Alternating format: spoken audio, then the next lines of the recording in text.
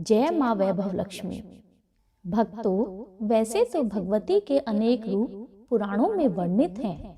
पुराणों के अनुसार देवताओं और असुरों द्वारा किए गए समुद्र मंथन में 14 रत्नों से युक्त महालक्ष्मी जी प्रकट हुई।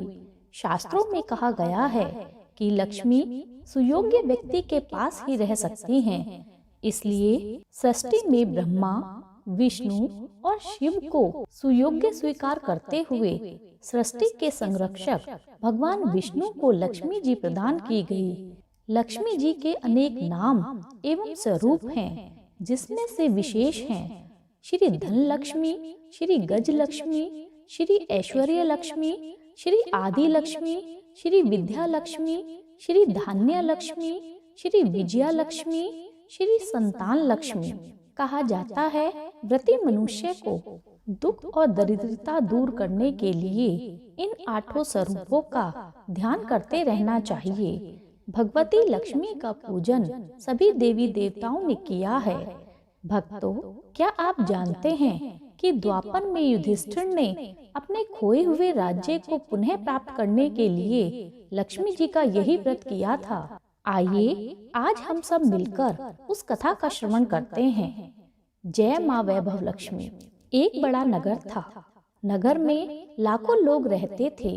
बाहर से भी नित्य प्रति लोग रोजगार की तलाश में नगर में आते थे। उनकी एकमात्र यही अभिलाषा होती थी कि किसी तरह 2 वक्त की रोटी मिल जाए। और जब प्रभु कृपा से उन्हें 2 वक्त की रोटी मिल जाती, तब और अभिलाषाएं जागृत होती थी, क्योंकि अभिलाषाओं का कोई अंत नहीं है। परंतु मानव जीवन की एक सीमा है। लाखों करोड़ों के फेर में मनुष्य यह भूल जाता है कि यह द्वार उसे मृत्यु के द्वार तक ले जा रहा है। हम काम, क्रोध, लोभ में बंधे होकर उस प्रभु, उस माँ को भी भूल जाते हैं, जो इस संसार की जगत जननी है। कलयुग में तो ऐसा ही होता है। पाप और अधर्म की परछाइयां और गहरा गई हैं। सभी वर्ण अपना अपना कर्म छोड़कर अन्य कर्म अपना रहे हैं। इस बड़े नगर में भी सभी व्यक्ति एक दूसरे की परवाह किए बगैर अपनी अपनी लालसाओं की पूर्ति के लिए जैसे भी हो धन कमाने में लगे थे। परंतु कहावत है कि निराशा में आशा छिपी होती है। इसी तरह इस नगर में सारी बुराइयों के बावजूद कुछ अच्छे लोग भी रहते थे। ऐसे अच्छे लोगों में गीता और उसका पति गोविंद सुख से रहते थे। उनका छोटा सा घर था। गीता धार्मिक प्रवृत्ति की एक सुगढ़ महिला थी। गोविंद एक मिल में नौकरी करता था। वह भी बड़ा ही विवेकी और सुशील था। गीता घर में सारा कामकाज किया करती थी। उसने अपने छोटे से घर को इतना साफ सुंदर बना रखा था कि सारे मोहल्ले की औरतें उसकी तारीफ करती थी। गीता को चुगली आदि करने से बड़ी नफरत थी, परंतु मोहल्ले की अधिकतर स्त्रियां एक दूसरे की चुगलियां दिन भर किया करती थी। वह तो केवल घर का कामकाज और पति सेवा एवं प्रभु सुमिरन में ही दिन व्यतीत कर देती थी। हर शुक्रवार को गीता व्रत किया करती थी। मोहल्ले में औरतों ने भजन मंडली बना रखी थी। इसकी कर्ता धर्ता थी राधा, परंतु गीता को ये भजन मंडली बिल्कुल पसंद नहीं थी, क्योंकि ये औरतें भजन करते समय भी एक दूसरे की चुगलियां किया करती थी। एक बार तो गीता की राधा से इसी बात पर कहा सुनी हो गई, परंतु शायद इस आदर्श परिवार को मोहल्ले वालों की नजर लग गई, या शायद पूर्व जन्म के कुछ कर्म भोगने लिखे थे, जो गोविंद बुरी संगत में पड़कर शराब पीने लगा और जुआ खेलने लगा। शुरुआत में उसने अपने आप को इन बुरी आदतों से बचाने का बहुत प्रयास किया, परंतु जैसे खरबूजे को देखकर खरबूजा रंग बदलता है, वैसे ही गोविंद का भी हाल हुआ। एक मजदूर का वेतन होता ही कितना है। जब गोविंद अपना सारा वेतन जुए आदि में हार गया, तो उसने अपने पत्नी के जेवर और घर के कीमती सामान भी शराब एवं जुए के लिए बेच डाले। अब तो घर में दरिद्रता और भुखमरी फैल गई। बनिए ने भी उधार से सामान देने से इनकार कर दिया। गीता दुखी तो बहुत हुई, परंतु उसने प्रभु पर विश्वास करना नहीं छोड़ा। उसे पूर्ण विश्वास था कि एक न एक दिन उसके हाल सुधरेंगे। एक दिन जब वह 3 दिन से भूखी थी, तो वह माँ लक्ष्मी की मूर्ति के आगे हाथ जोड़कर रोने लगी और माँ का नाम लेते लेते बेहोश हो गई। तभी उसके द्वार पर किसी ने दस्तक दी। गीता में न जाने कहां से उस दस्तक की आवाज को सुनकर शक्ति आ गई। उसने सोचा कि इस समय इस गरीब के घर कौन आया होगा। हिम्मत करके उसने द्वार खोला तो सामने एक तिलकधारी ब्राह्मण खड़ा पाया। ब्राह्मण के मुख पर तेज बिखर रहा था। उसकी आंखों में मानो अमृत झलक रहा हो। गीता उस ब्राह्मण को पहचानती नहीं थी, परंतु उसको देखकर गीता का चेहरा खिल उठा। गीता ब्राह्मण को अंदर ले आई। ब्राह्मण बोला, बेटी, मैं माँ लक्ष्मी के मंदिर का पुजारी हूँ, जहाँ तुम हर शुक्रवार को आती हो। काफी समय से तुम मंदिर में नहीं आई, तो मैंने सोचा कि शायद तुम बीमार हो, इसलिए देखने चला आया। ब्राह्मण के वचन सुनकर गीता का हृदय पिघल गया। उसकी आंखों से आंसू बह निकले। वह बिलक बिलक कर रोने लगी। यह देखकर ब्राह्मण बोला, बेटी, सुख और दुख तो धूप और छांव के समान हैं। सुख के पीछे दुख तो आता ही है। धैर्य रखो और शांत होकर अपना दुख मुझसे कहो, शायद कोई हल निकल आए।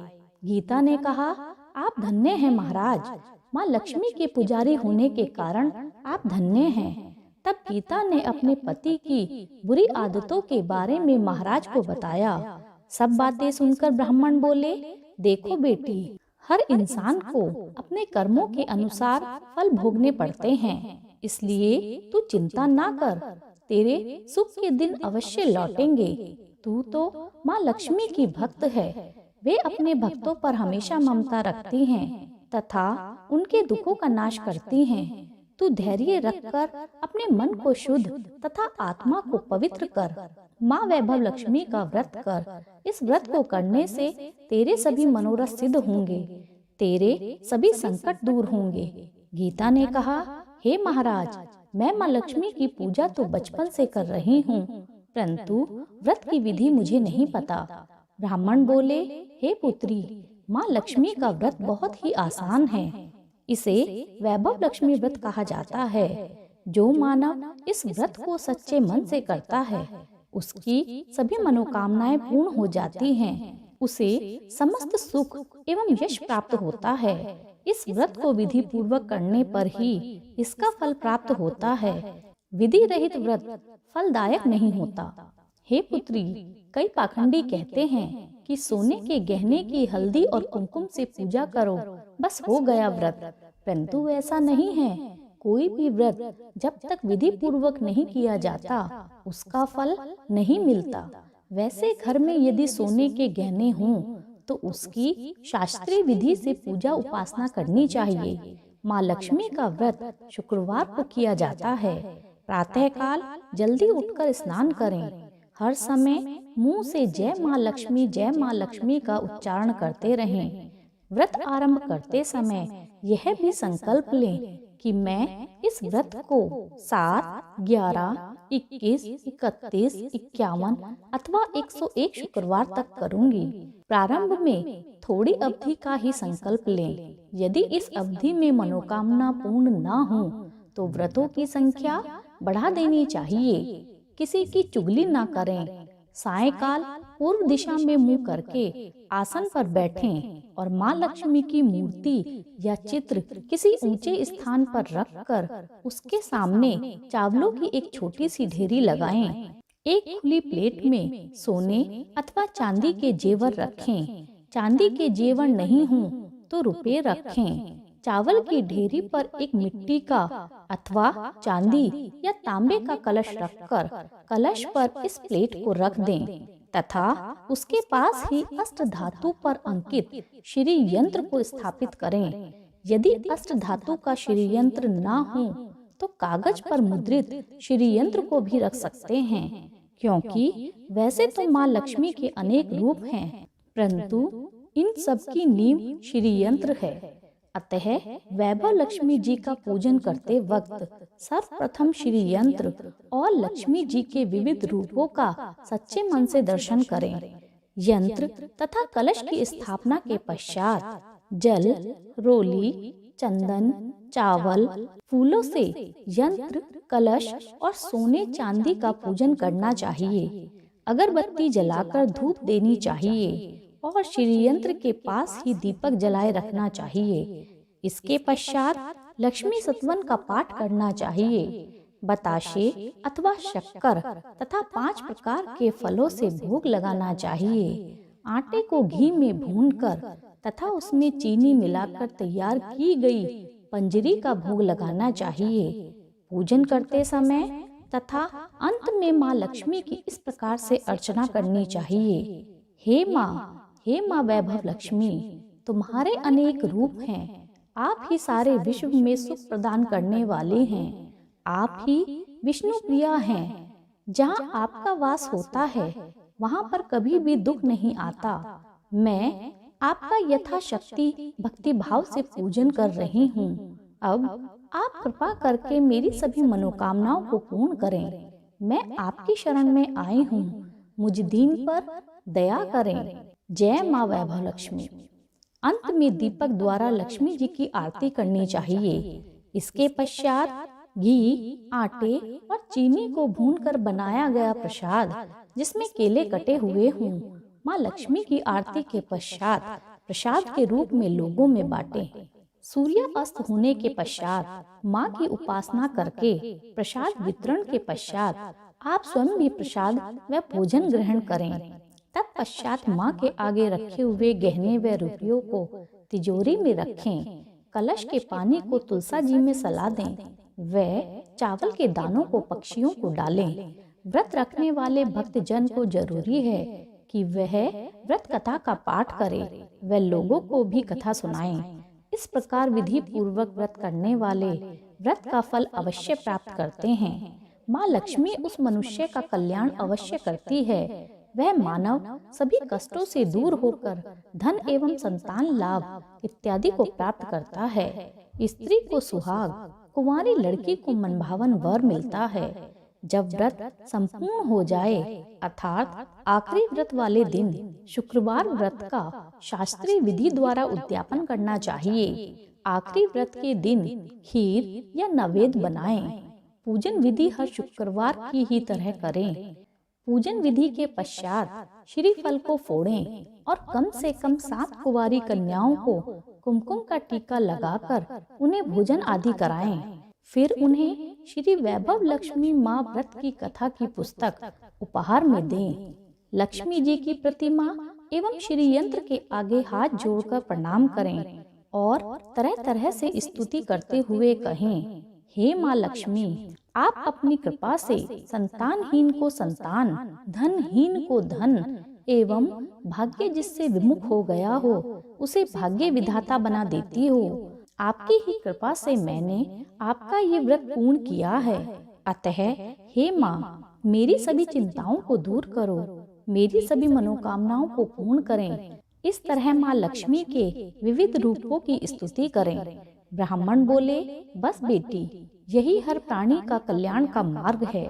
तुम भी इस व्रत को करो, जिससे तुम्हारे सारे कष्ट दूर हो जाएंगे। इतना कहकर पुजारी जी चले गए। गीता का रोम रोम खिल उठा।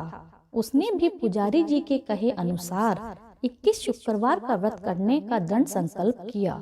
अगले ही दिन शुक्रवार था। दूसरे दिन गीता सुबह स्नान करके स्वच्छ कपड़े पहनकर श्रद्धा भाव से मन ही मन जय माँ लक्ष्मी का रटन करने लगी।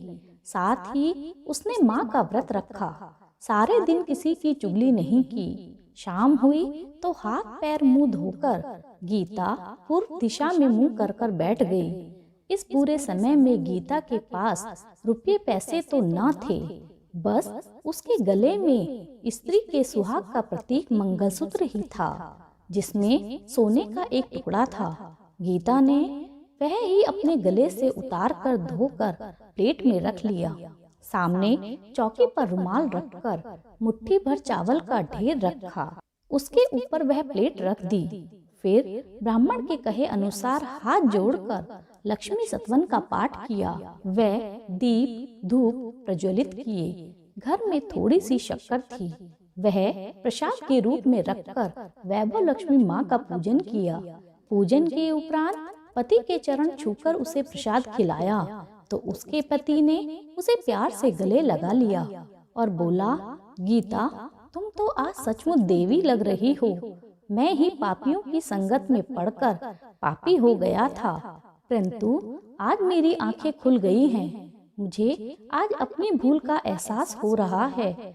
इसके पश्चात उसने भी माँ लक्ष्मी के सामने दंडवत करते हुए क्षमा मांगी और प्रतिज्ञा की कि मैं आज से कभी भी बुरी वस्तुओं व बुरे लोगों की संगत में नहीं बैठूंगा।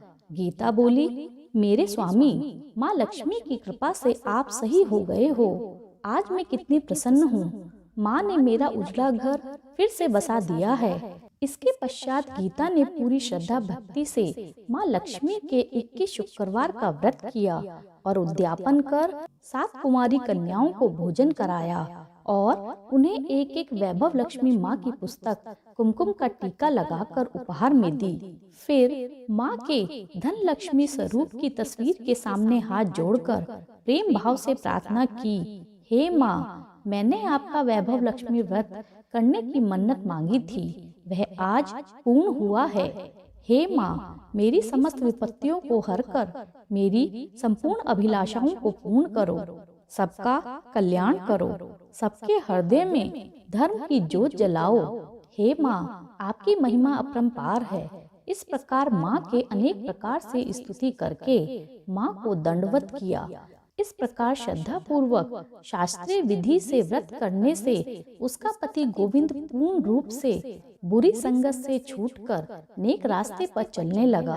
कड़ी मेहनत करके वह गीता के सभी गहने छुड़ाकर घर ले आया और सुख से घर में रहने लगा। गोविंद ने भी वैभव लक्ष्मी माँ के 21 व्रत करने का संकल्प किया और पूरे 21 व्रत किए। उन्हें देखकर गली मोहल्ले वालों ने भी श्री वैभव लक्ष्मी माँ का व्रत किया।